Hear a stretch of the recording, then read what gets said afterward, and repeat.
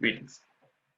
My name is Mauricio Morales Felix, and I am enrolled in UCR's English 132 course, which analyzes American literature from the Civil War to the early 20th century.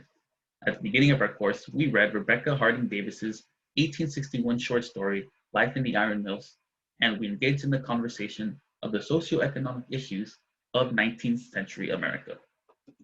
This presentation will examine what Davis presents as the shortcomings of this era's ideologies. The question we'll be answering is, how does Rebecca Harding Davis use Life in the Iron Mills to present and critique the religious and spiritual beliefs of 19th century America? So to do this, we must first identify what exactly were the beliefs of the average American during this period. So let's first talk about the prominent philosophical ideologies of this era. At the time, a great deal of scholars promoted a theory that stressed the importance of individuality. In this image of transcendentalist authors, we see featured most prominently American philosopher Ralph Waldo Emerson, who is credited for leading the transcendentalist movement. In the book, Dead Letters to the New World, Michael McLaughlin explains that Emerson was critical about how science was dismissive of spirituality and how religion was dismissive of the independent existence of matter. He wanted his theory to avoid both of these mistakes. In Emerson's 1836 essay, Nature, he describes transcendentalism as the belief that immersing oneself in nature is essential for emotional and physical prosperity. Here I've listed a couple of excerpts from the text, but this first one is often cited because it perfectly encapsulates not only transcendentalist theory, but also the sort of language that was used by transcendentalist writers. It reads, "In the woods, we return to reason and faith. There, I feel that nothing can befall me in life, no disgrace, no calamity, which nature cannot repair. Standing on the bare ground, my head bathed by the blithe air and uplifted into infinite space, all mean egotism vanishes. I become a transparent eyeball. I am nothing, I see all. The currents of the universal being circulate through me.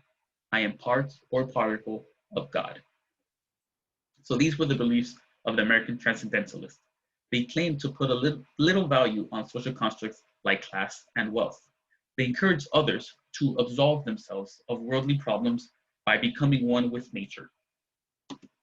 So readers of Emerson will notice that his nonfiction essay is written in a very artistic, almost poetic fashion. And along with transcendentalism, this style of writing, known as Romanticism, is what Rebecca Harding Davis actively worked against. To combat Romanticism, Davis pioneered what became known as realism. Both of these movements defined distinct eras in American and European art and literature. So attached to this slide is a photo I found depicting the same subject expressed in both the romantic and the realistic art style. Comparing these two paintings is a good introduction to the principles of each style. The left depiction of Napoleon Bonaparte is really idealized. It uses vibrant colors and a striking pose to present the military general as a heroic, larger-than-life character. The painting on the right does not present Napoleon in as flattering of a manner. The piece's colors are quite dull, and his figure is unimposing. But this decision actually does a more accurate job at conveying the realities of his expeditions. We can see these same principles expressed in literature, but in place of colors, we have words.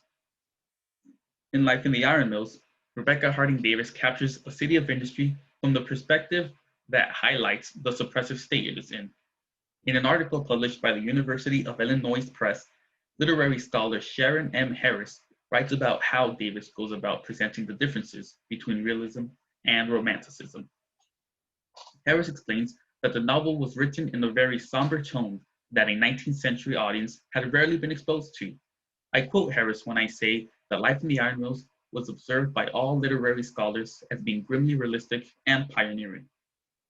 Davis focuses on the commonplace and uses unsettling descriptions of exploited laborers, hollow religious institutions, and toxic pollution. The story not only acknowledges moments of despair, but actually explores them. It's an unapologetic presentation of the lives of the working class. So all this bears mentioning because it demonstrates how Davis acknowledged the powerful influence of popular culture. See, Davis understood that Romanticism was a product of transcendentalist writers. She felt that while these writers only used Romanticism as a way to appeal to a broader audience, its glamorization of 19th century America negated the real world issues that existed. By preaching the ideology that anyone can achieve a state of bliss through immersion in nature, scholars like Emerson were merely offering irrational Panician solutions. In other words, Davis thought it was irresponsible to promote transcendentalism as the remedy to all the world's problems. This idealized view makes it easy for members of the elite class to disregard the struggles of the working class. Davis herself even says as much in her 1904 biography, where she writes of interactions she had with transcendentalist thinkers throughout her career. She mentions Alcott and Emerson by name when she recounts the conversations the two would have about everyday issues. Davis writes, "You heard much sound philosophy and many sublime guesses, but the discussion left you with a vague, uneasy sense that something was lacking, some backbone of fact. Their theories were like beautiful bubbles blown from a child's pipe, floating overhead with queer reflections on them of sky and earth and human beings, all in a glow of fairy color and all a little distorted." So speaking from a transcendentalist point of view often meant having a clouded perception of the world. This view prevents those in positions of power from having constructive discussions about improving living conditions, because to them, things seem perfect just the way they are. In regards to the story itself, Life in the Iron Mills goes out of its way to break several romanticist tropes. The clearest example of this is in the types of people the story chooses to focus on. The stories of Romanticism tend to set up members of the middle class as protagonists. Life in the Iron Mills, however, focuses on lower class people. Rebecca Harding Davis has characters like Hugh and Mitchell interact in order to show the stark contrast between each of their lives. Hugh has created a coral statue of a tortured woman, and the businessmen are unable to fully understand its meaning. Not only that, but Hugh isn't really able to explain the meaning himself. The coral woman is complex, and it can only really be understood through lived experience and through pain. Pain that the men cannot relate to. They try to interpret the art piece through the lens of romanticism, but it doesn't work because it's too real, it's too raw. Had this been a traditional story, Baby Life in the Iron Mills would have been told in a more pleasant perspective. But Davis leans in on the pressing undertones in order to strike a nerve with the readers. She feels that the middle class audience has been oblivious to the harsh realities of the world for too long, and she hopes to shine light on these realities. Later on in the story, we see a subtly impactful scene of Dr. May and his wife having breakfast. This scene is the author's attempt to further illuminate the ignorance and skewed worldview of the middle class. We see the doctor and his wife speaking critically of Hugh from a moral high ground. Dr. May is shocked to find that Hugh would be so bold as to steal from the men. May conveys this in a tone that implies that he feels like he did Hugh a favor simply by talking to him. For the couple, it's easy to speak down at people like Hugh while patting themselves on the back for doing the bare minimum. This scene is meant to emulate the sorts of transcendentalist conversation that Davis heard during social gatherings. Transcendentalist rhetoric indicates that peace and fulfillment are attained for all people, and that constructs like economic status are unimportant. But Davis realizes that the people who promote these ideologies are already well off. It's easy for them to minimize the importance of financial stability because they don't know what it's like to be poor themselves. Having this point of view makes light of the struggles of the working class, who don't have the free time to immerse themselves in nature. They're too busy trying to keep themselves alive. So now I want to touch on the religious aspects of our question. Davis's story takes place sometime in the early to mid 1800s in the midst of a period of significant Christian expansion known as the Second Great Awakening. It is named after the original Great Awakening that occurred a century before, and it's noted by historians for having produced cases of an intense spiritual event called the Great Revival. In an article published by Johns Hopkins University Press about the Second Great Awakening, Donald G. Matthews describes these personal revivals as being powerful spiritual awakenings for its subjects.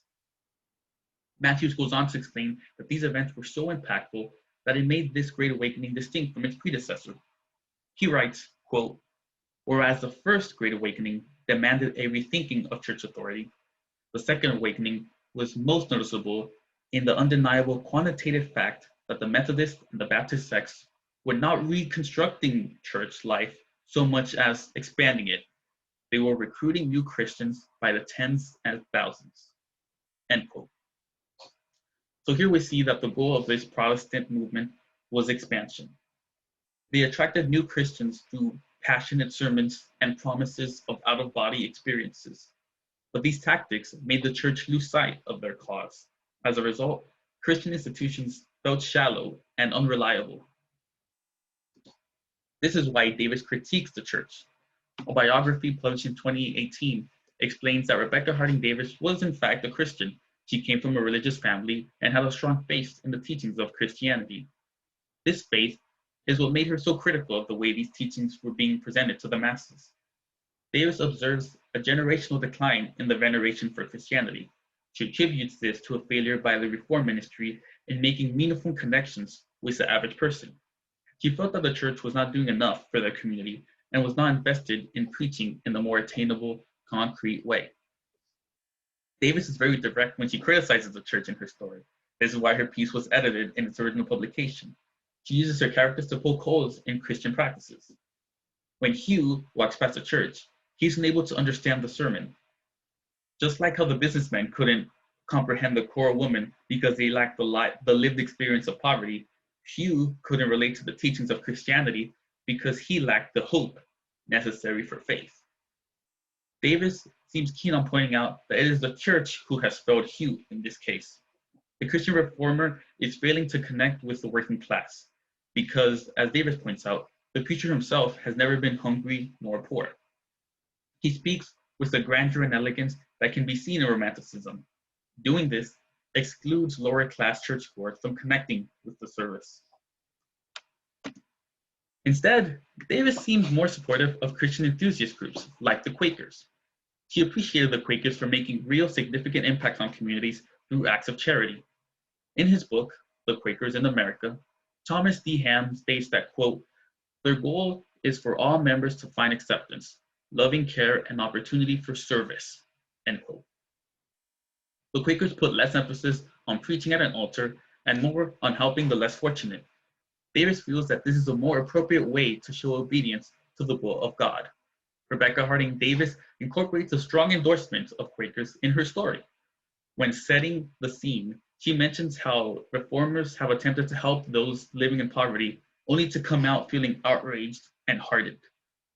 She contrasts this failure with the progress made by the Quakers. At the end of our story, we see this group actually succeed in helping a member of the lower class. A Quaker woman is there for Deb during the lowest point in her life and helps her turn her life around for the better. She takes Deb in out of sheer Christian benevolence. Davis points to these gestures as being a lot more meaningful than the hollow words of the preacher. It's an effective way of spreading the word of God in a way that the lower class can understand and appreciate. So to answer our question, Rebecca Harding Davis uses realism to show her readers why she felt transcendentalists and Christian institutions were failing to present the working class.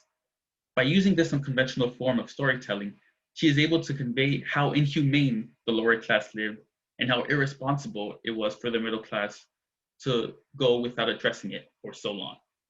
Thank you.